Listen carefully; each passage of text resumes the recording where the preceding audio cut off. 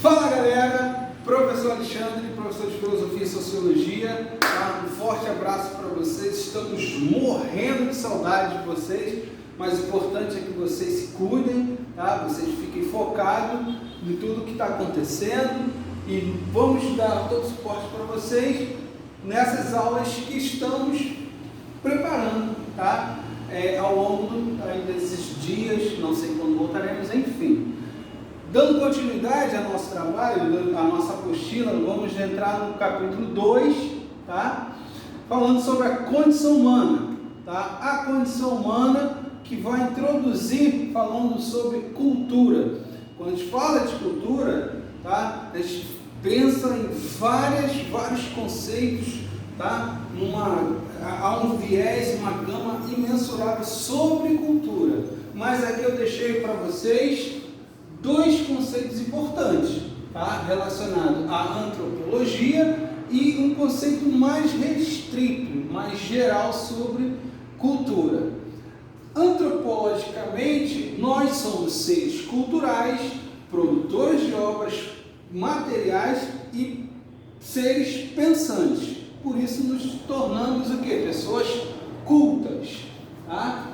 Num conceito mais restrito e geral, está relacionado à produção das artes, produção das letras e outras manifestações culturais que nós temos aí na humanidade. Dança, teatro, língua, enfim. Tá? O termo surge da palavra em latim colere, que significa cultivo. Num termo mais amplo, cultivo de ideias, cultivo de conhecimento. E isso é importante. Tá?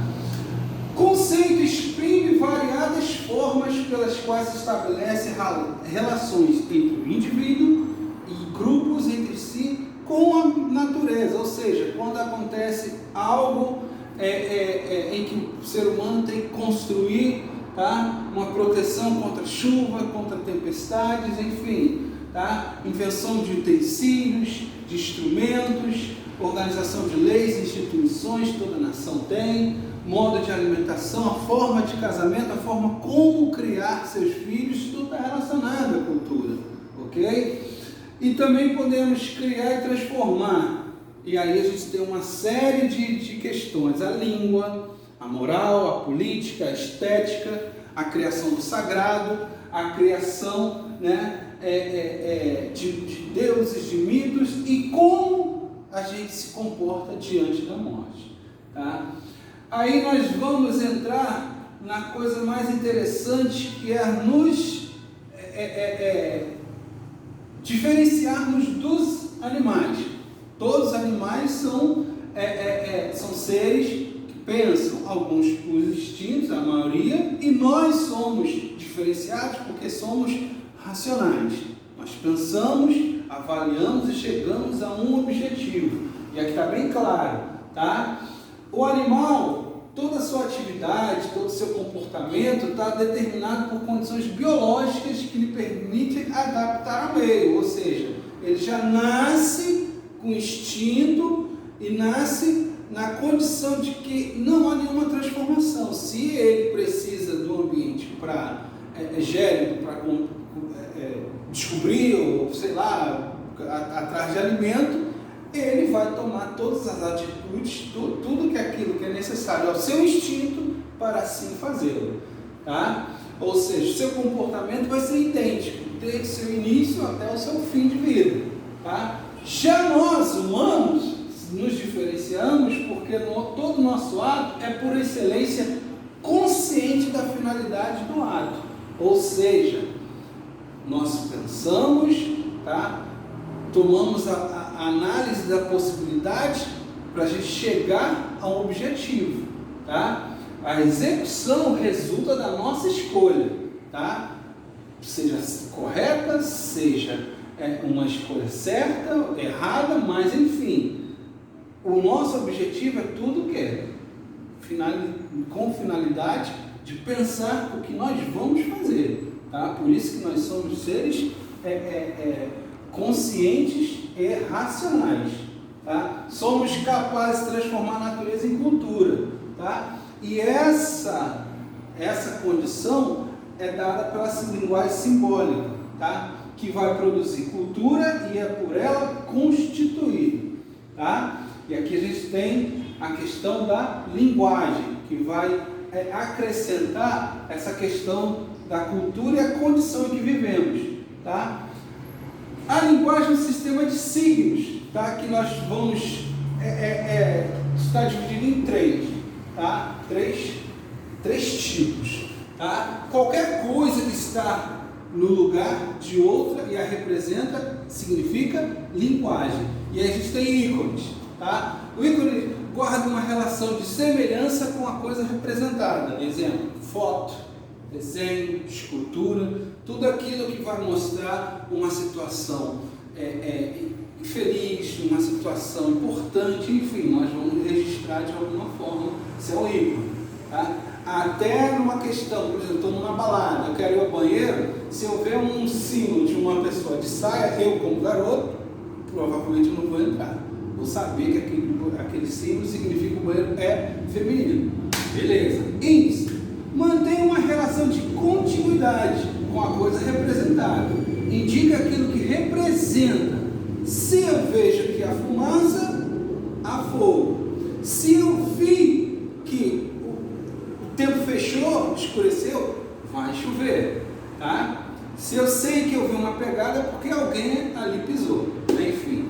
E os símbolos, que são mais complexos que o ícone e o índice, porque são definidos por convenções arbitrárias, ou seja, não há nenhuma semelhança e não há uma continuidade na questão do símbolo, tá? Porque variam na medida em que resultam a criatividade humana e seus significados precisam ser interpretados.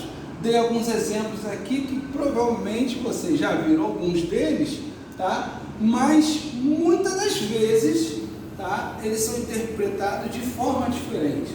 Aqui eu tenho o símbolo do anarquismo, símbolo do comunismo, o símbolo do judaísmo, do cristianismo e do nazismo. Porém, eu posso interpretar de uma forma diferente. Se você ir a um cemitério, ou você vê aquela parte de jornal onde tem pessoas que já morreram, o símbolo do judaísmo significa o nascimento da pessoa. Por consequência, a cruz vai simbolizar o dia em que ele morreu. Olha a interpretação diferente de símbolo. O nazismo, antes de virar a suástica nazista, era um símbolo comum na antiguidade. Entendeu? Que ao longo do tempo foi se transformando em algo que hoje, se você olhar, vai ser uma referência de uma coisa que não foi bom para a humanidade. Enfim, tá? Por fim, nós temos aqui a linguagem dos animais, tá? Dei 3 exemplos para vocês aqui porque são interessantes. As abelhas vão se comunicar uma das outras através de danças, movimentos, em que elas vão direcionar outras abelhas onde está o pólen de uma planta. Os golfinhos, eles se comunicam por sons instintivos. Inclusive, se você pegar programas de National Geographic, enfim, você vai ver que cada som ou cada ruído é uma coisa diferente que só eles sabem interpretar, tá? Por fim, nós temos chimpanzés que, bem semelhante ao nosso comportamento, a forma de alguns estudiosos vão se comunicar com eles com índices e ícones. E, inclusive, eles conseguem juntar esses 2 tipos de linguagem e formular frases. Olha só que interessante, tá? Ou seja, chegamos à conclusão que os animais também caracterizam-se por um sistema de signos. Porém, nos 2 primeiros casos, as ações são instintivas, ou seja, já nasce com o instinto do próprio animal. Tá? Já no chimpanzé, além do instinto, nós vamos perceber que há um êxito em sua aprendizagem, assim como o nosso cãozinho, quando a gente ensina ele a vai dar a pata, corre, pega, ele vai aprendendo, isso aí o animal ele se diferencia porque ele vai aprendendo a comunicar-se conosco, tá? Os animais não adentram no mundo simbólico. Isso é uma condição exclusiva do ser humano. Tá? Para isso, nós temos a linguagem simbólica. Tá? E eu dei o exemplo da cadeira, que ela pode ser escrita, tá, em inglês, ser chamada de chair, e em alemão stool. Porém, diferentes termos para indicar a mesma coisa, sentar. Tá? Em alguns momentos, esse instrumento pode ser de uma interpretação muito maior do que ela é. Tá? Aí eu dou o exemplo da cruz. Tá? Em latim, ela era chamada de crux ou crucis. Para o francês, transformou-se em croix. E em inglês, cross. Tá? A linguagem tem um rigor em sua gramática, mas transforma-se ao longo do tempo e podendo até transformar, no caso da cruz em latim, numa língua morta, uma língua que já não existe. E olha que eu posso encontrar vários outros tipos de linguagem diferentes do latim. Tá? O russo, né? O chinês, enfim. Tá? Então, são a própria linguagem grega que vai diferenciar do latim. Tá? Voltando no exemplo da cruz, além de ter linguagens expressadas de forma diferente, ela pode ter interpretações diferentes. Tá? Ela pode estar relacionada a pontos cardeais, a objeto de morte, né?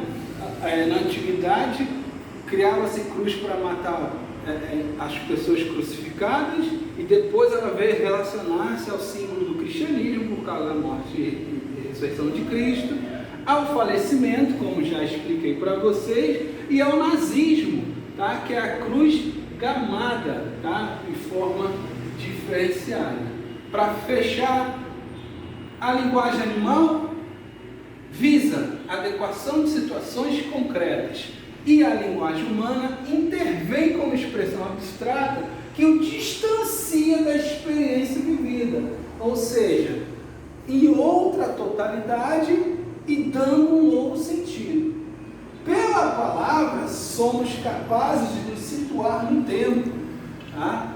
Ao distanciar-se da realidade imediata por meio da linguagem, o homem pode retornar ao mundo e transformá-lo. Tá? É por meio da linguagem que recebemos e transmitimos saberes e ofícios, criamos mitos, constituímos sociedade, tá? Construímos religiões, até chegarmos ao que somos hoje. Beleza? Então tá aí, ó. Aula de cultura, estudem bastante, que nós vamos ainda voltar a nos falar.